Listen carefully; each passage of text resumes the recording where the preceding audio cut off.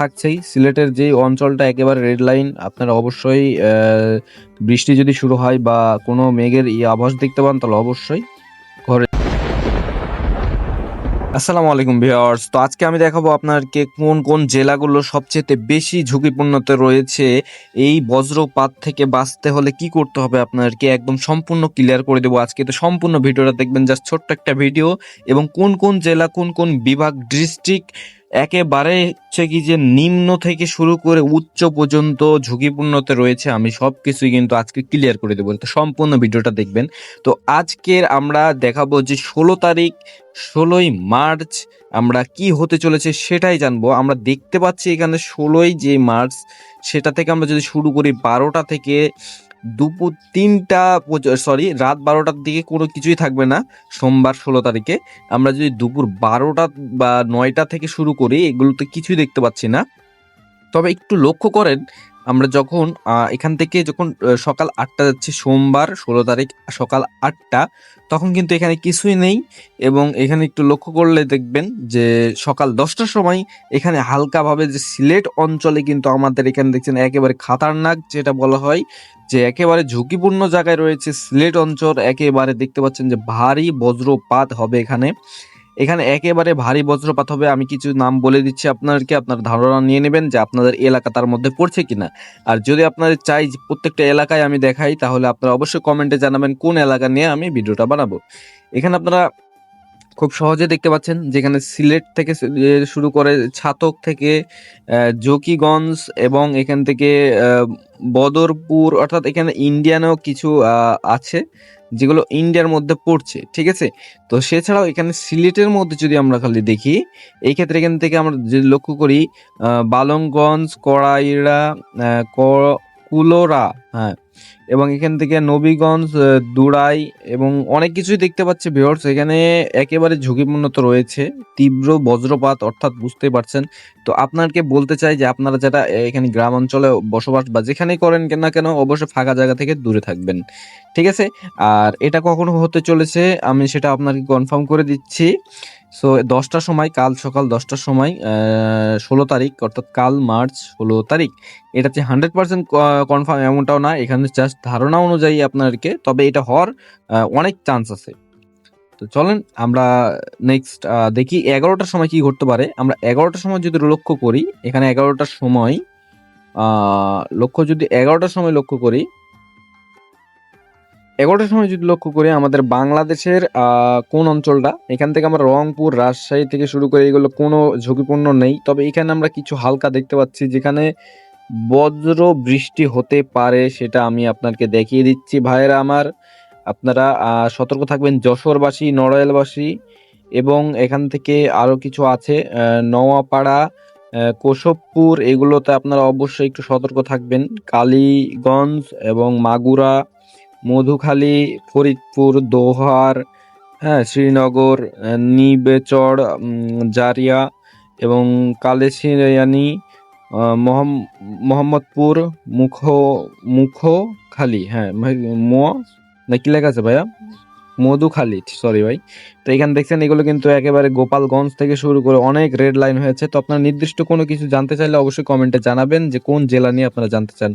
এছাড়াও আমরা যদি একটু ভালোভাবে লক্ষ্য করি ভিউয়ার্স, যে নিচের দিকে কিন্তু আমরা আরো খাতারনাক জায়গা দেখতে পাচ্ছি, যেটা হচ্ছে কি যে পড়ে যাচ্ছে।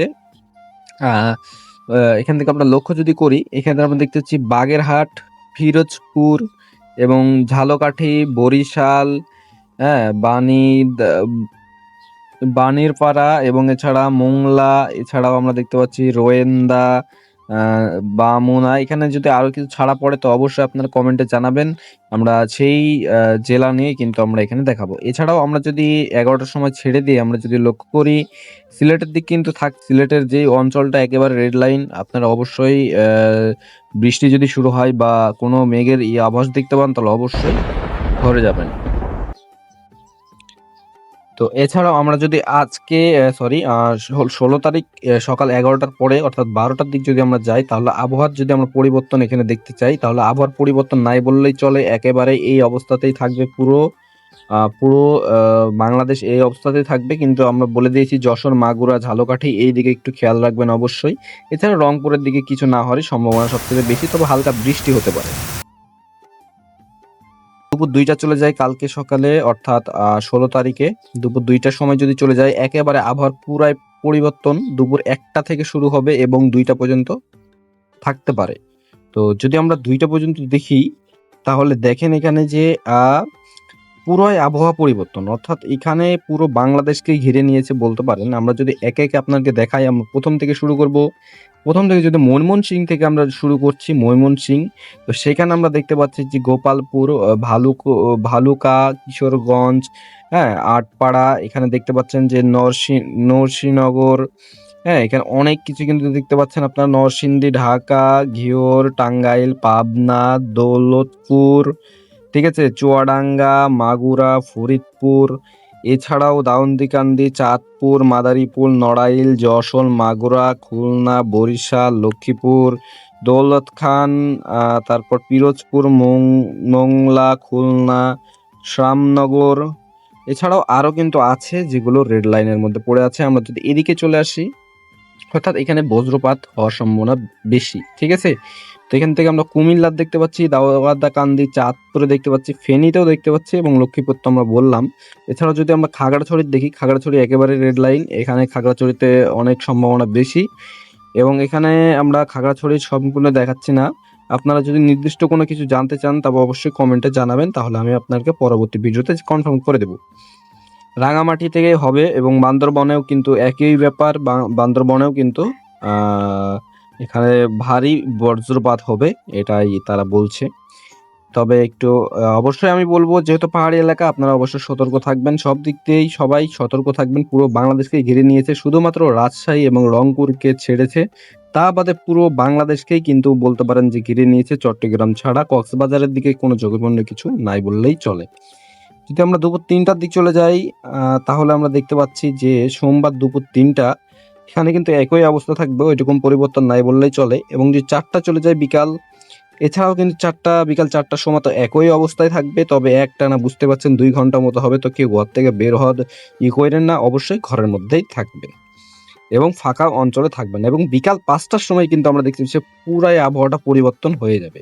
লক্ষ্য করুন, যেখানে 5টার সময় আমরা যদি লক্ষ্য করি, এখান থেকে আমাদের নিচের যেই চট্টগ্রাম ঝালকাঠি ছিল, এখানে কিন্তু আমরা একেবারে ফাঁকা দেখতে পাচ্ছি, এদিকে কোনো আর ঝামেলা নেই। তবে ঝামেলা হচ্ছে যে এদিকে আমরা দেখতে পাচ্ছি পাবনা থেকে শুরু করে, প্রথমে আমরা দেখতে পাচ্ছি যে রাজশাহীতে কিন্তু সমস্যা আছে। রাজশাহী এবং তানোর, বাগমারা, নাটোর, এছাড়া অনেক কিছুই আছে যেগুলো আমরা দেখতে পাচ্ছি যে অবশ্যই ঈশ্বরদী, বাঘা, দৌলতপুর, পাবনা, সাতক্ষীরা, উল্লাপাড়া, টাঙ্গাইল, সখীপুর এবং ভালুকা, শ্রীপুর এবং অনেক কিছুই আমরা কিন্তু ভাই দেখতে পাচ্ছি, নরসিংদী, ঢাকা, ফরিদপুর থেকে শুরু করে। আমি আবারও বলছি, আপনারা যদি নির্দিষ্ট কোনো জেলা জানতে চান তাহলে অবশ্যই বলবেন, আমি একেবারে ডিটেলসে আপনাকে ভালোভাবে বুঝিয়ে দেব, ঠিক আছে। আমি কিন্তু আপনাকে ধারণা দিচ্ছি যেন আপনারা করতে পারেন। আর চ্যানেলটি অবশ্যই সাবস্ক্রাইব করবেন, তাহলে পরবর্তী ভিডিওগুলো আপনারা যেন ধুপ করে পেয়ে যান, একদম লেটেস্ট ভিডিও। এবং মাদারীপুর, ফরিদপুর এগুলো বললাম। চাঁদপুরের দিকে কিন্তু আবারও পরিবর্তন চলে যাচ্ছে, যে চাঁদপুরে আবারও কিন্তু বৃষ্টি হবে, অর্থাৎ বজ্রপাত হবে। বৃষ্টি কথা বাদ দেন, বজ্রপাত হবে, খুবই ভারী বজ্রপাত হতে পারে, এটাই কিন্তু আবহাওয়া জানাইছে। এছাড়াও আমরা দেখতে পাচ্ছি যে এদিকে ভালোই আছে, সুন্দরবনের দিকে আর কি। তো যাই হোক, আমরা বিকাল 5টা থেকে আমরা চলে যাব, বিকাল রাত 7টা থেকে 8টার দিক চলে গেলে আমরা দেখতে পাচ্ছি একেবারে আবহাওয়া পরিবর্তন।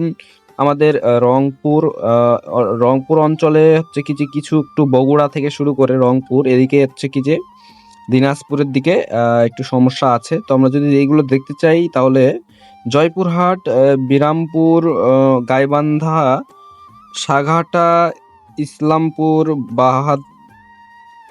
বাহারদপুর এবং এখান থেকে আমরা দেখতে পাচ্ছি বগুড়া, এই অঞ্চলগুলো একটু রেড জোনে আছে, তো এখানে বজ্রপাত হওয়ার সম্ভাবনা বেশি। রাজশাহী ফাঁকা, পাবনা ফাঁকা এবং ঢাকা অঞ্চল বলতে পারেন প্রায় ফাঁকা, কিন্তু অনেক অধিকাংশই আছে। ময়মনসিংহে সেরকম কোনো ঝুঁকিপূর্ণ নাই, তবে হালকা বজ্রপাত হওয়ার সম্ভাবনা রয়েছে।